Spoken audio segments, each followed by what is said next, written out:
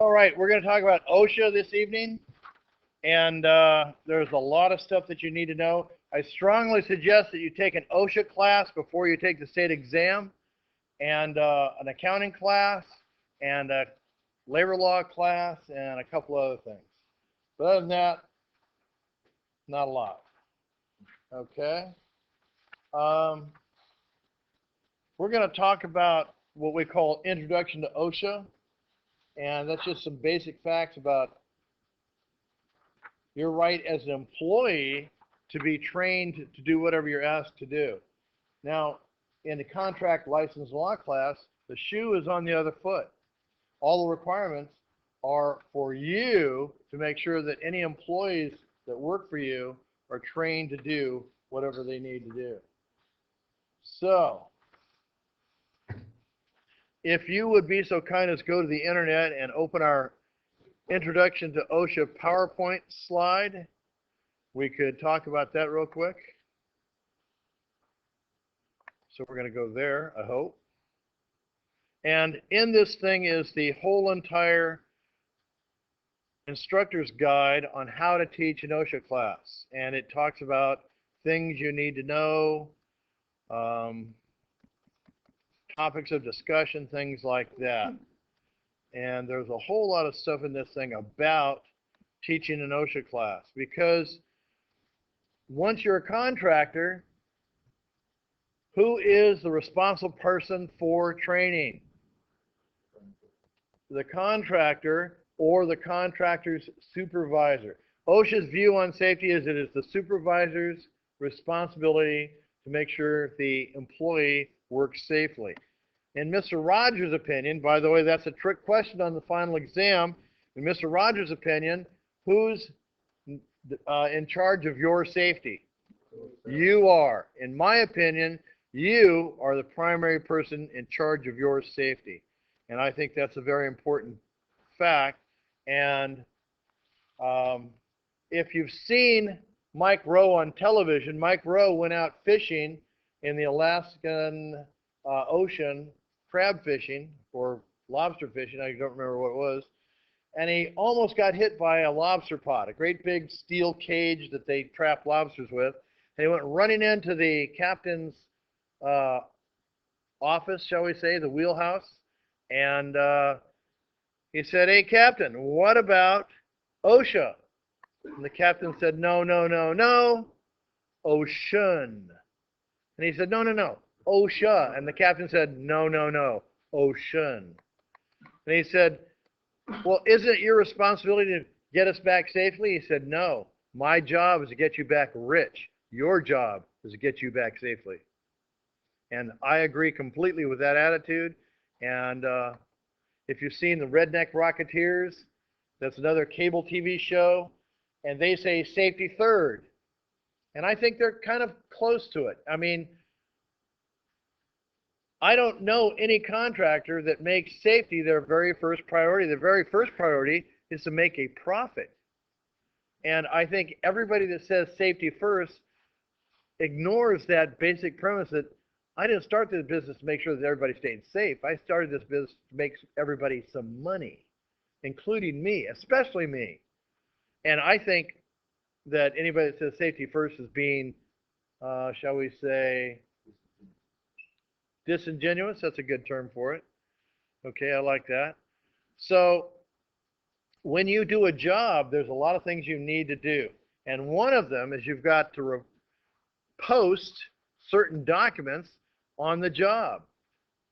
And if you're wondering what those documents are, go to the website and take a look at this list. It's a pretty lengthy list, isn't it? Yeah. Yes, it is. And yes, you have to have all those things on the job. I want you to notice this one down here, written hazardous communication plan. That's, you have to have an DSPS book on the job, not in the foreman's truck, available to employees. And all these, your log, your OSHA 300 log, it's got to be on the job. On and on. We'll talk about that some more in a little while. And then your required postings, those are just the documents That was a list of documents you've got to have on the job. You've also got to have this list of postings.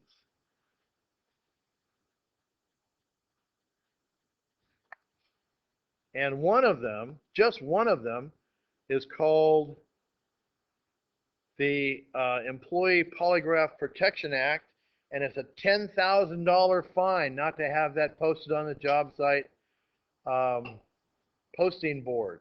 So somewhere near the entrance to the job or someplace near your job site office, you've got to have a place to post all this stuff, and all those things that are on this list are required to be there by law. Every one of those is a, not to have one of those is a violation of some law or another.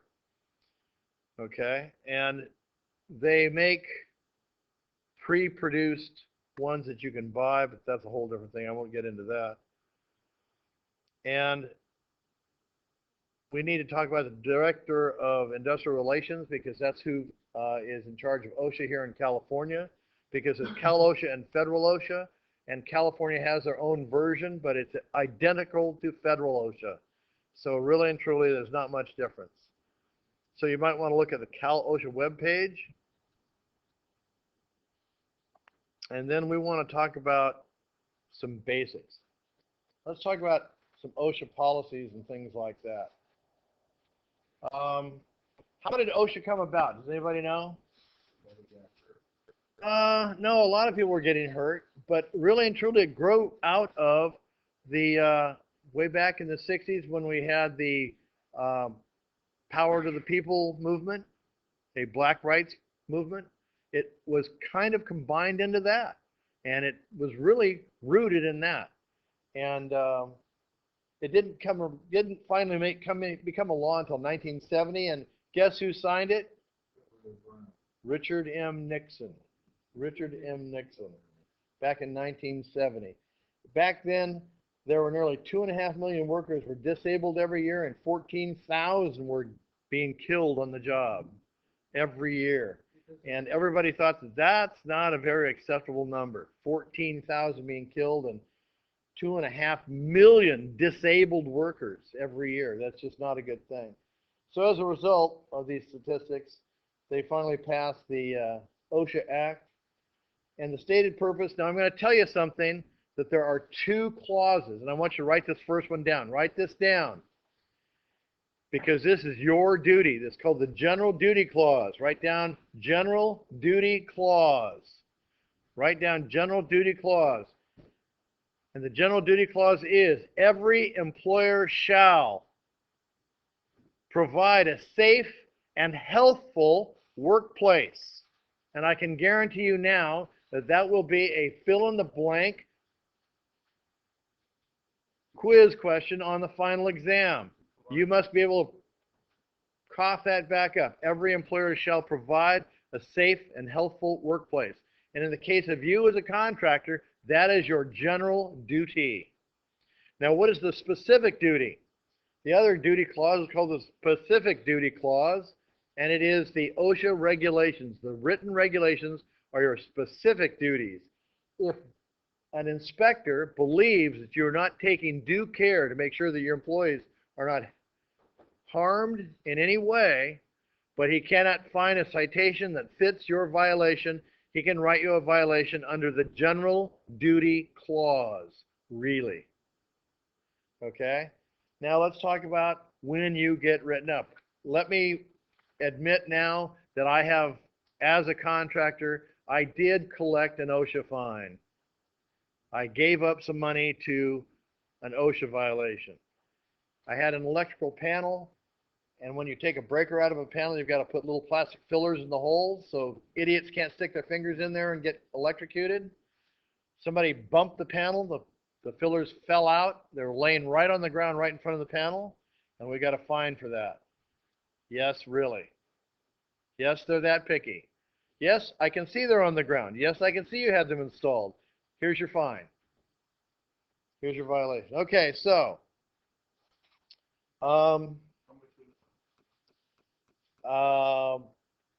started out being, I think, $1,500, and it wound up being a mere $750. Yeah, it was still an unpleasant day. Okay, so where does it apply?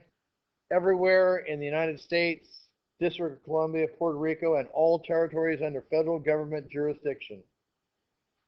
Does not apply to state political subdivisions of a state or the United States government itself. They exempted themselves as employers, but they follow the act anyway. States may choose to adopt their own OSHA plans. You already know that. That's what's going on in California, more or less. But they took a shortcut and just adopted federal OSHA and just changed the names to California.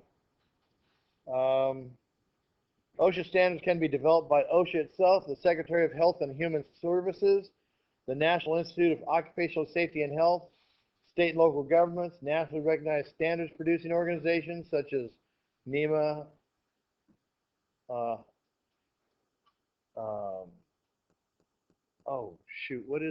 who sets the ANSI?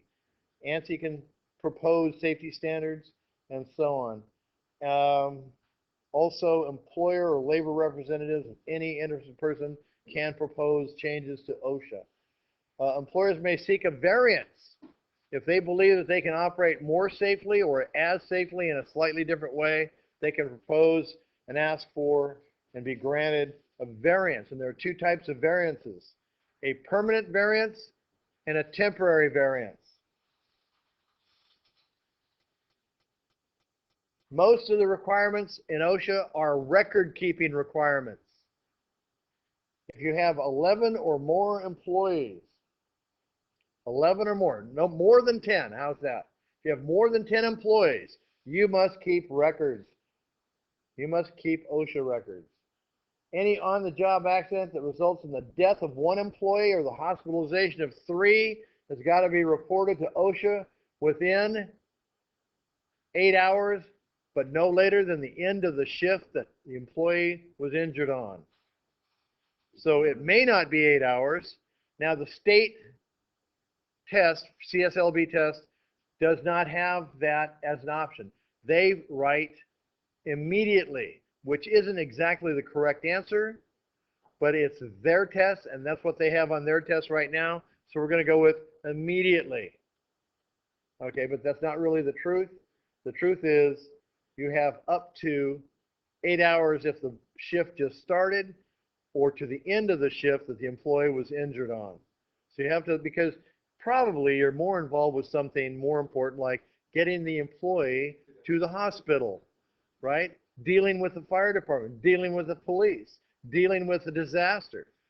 Whatever it may be, it's unreasonable to expect you to do it immediately, so they give you up to the end of the shift of that employee.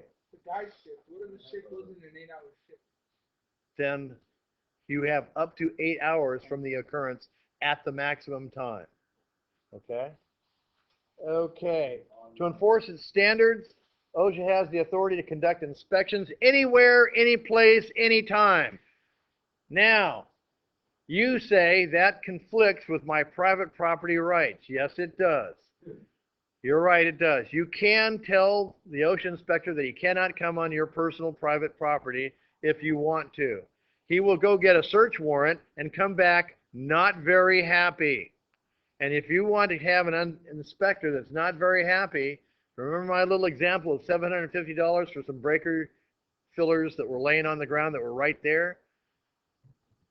That could have been a willful violation, because if I were trying to hide that fact, then it's a willful violation. If you don't let him on the job site from then on, I would view that as any violation is then therefore willful. And we're going to talk about what that means in just a minute.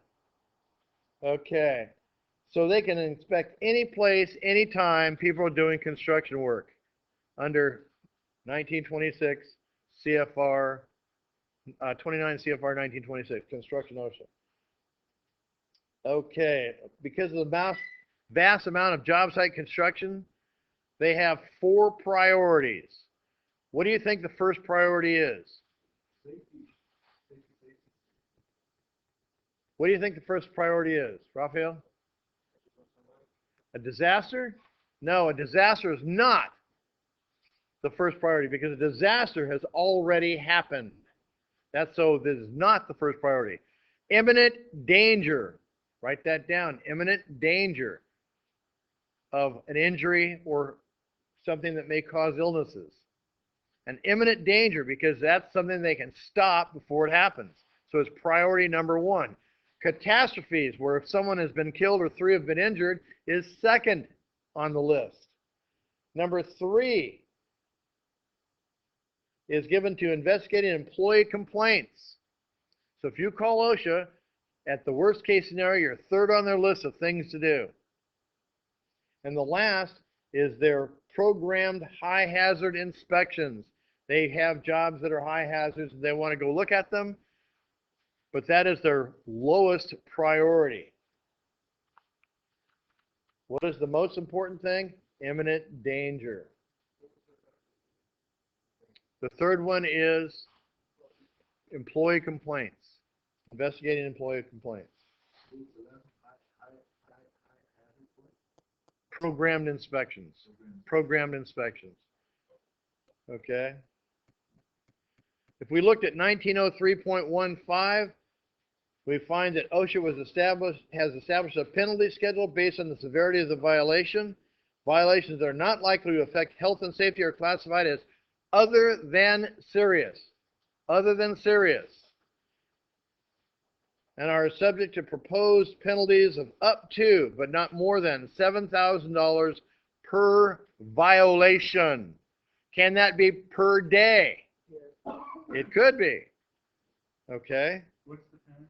Up to $7,000 for other than serious. So my little breakers, that could have been $7,000 instead of $750. That's like, let's say that's one violation. Okay, violations there that have a high probability that could cause death or serious physical injury or illness are classified as serious, and the fine can go up to a mandatory fine of $7,000 for each penalty is proposed for a serious violation.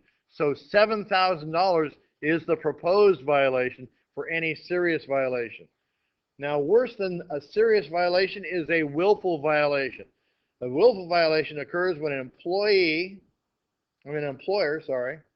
intentionally and knowingly permits a hazardous condition to exist and makes no reasonable effort to abate such hazards. So what does that mean? Not only do you have to inspect the job your employees are about to go out on, you have to make sure that there are no hazards that need to be abated before anyone does any work. A willful violation, the penalties for that are up to from $7,000 up to $70,000 per violation for willful violations. So if an inspector comes back after having get a search warrant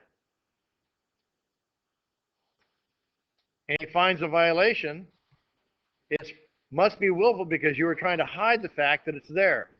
So congratulations, you just took a fine that might have been $7,000 and made it $70,000. Good move. Willful. Okay, so now we have 2 more violations left. We have a repeat violation and a failure to correct violation.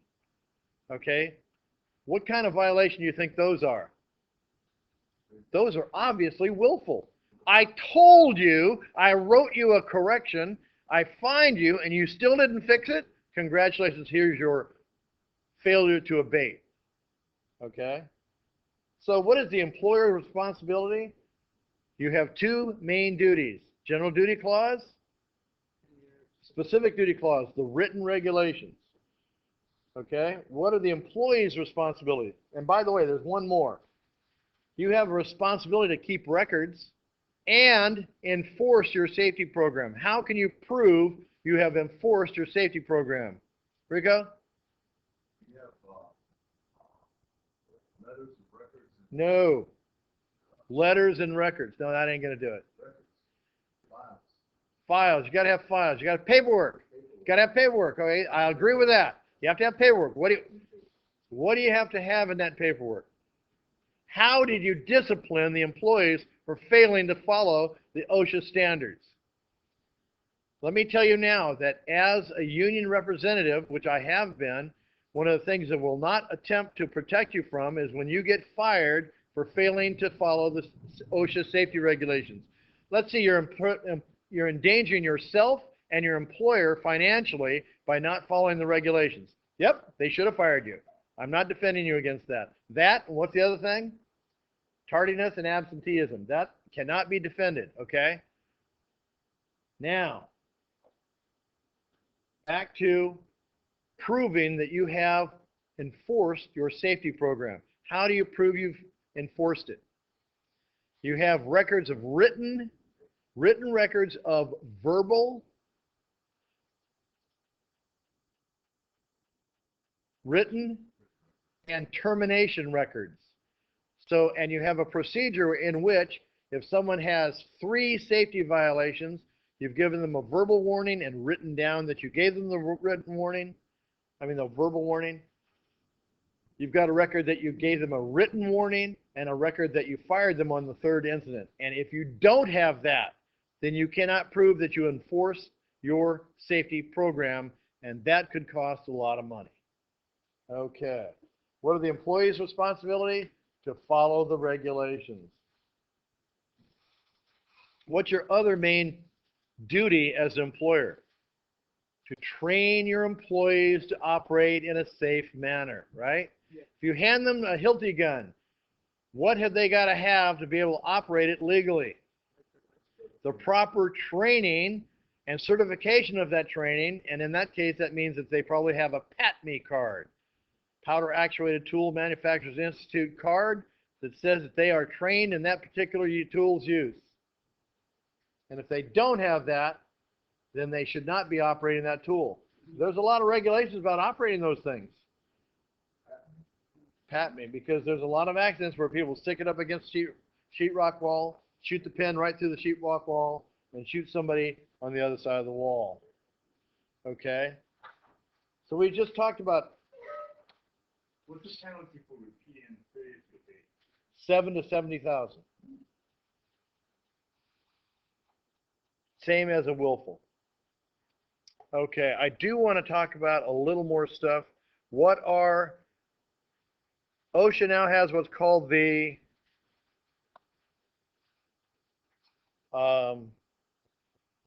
what's it called? The famous 4? No, that's not right. There are 4 most important areas of enforcement, and they are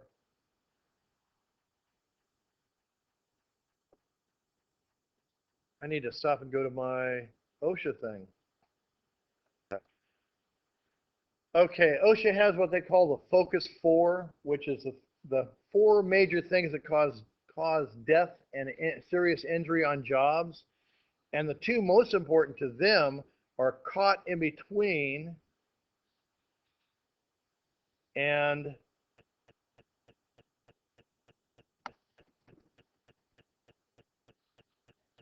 my brain is just not here tonight. Struck by. Struck by and caught in between. And caught in between includes being caught in a cave-in, by the way, in a ditch, trench work. And then the other ones are, the most important ones behind that are fall protection and electrical. So those 4 things are the Focus 4, caught in between, struck by, fall protection, and electrical. Why is that? More people are killed or injured under those 4 items than anything else. Fall protection kills more people, or failure to have fall protection kills more people than almost anything else.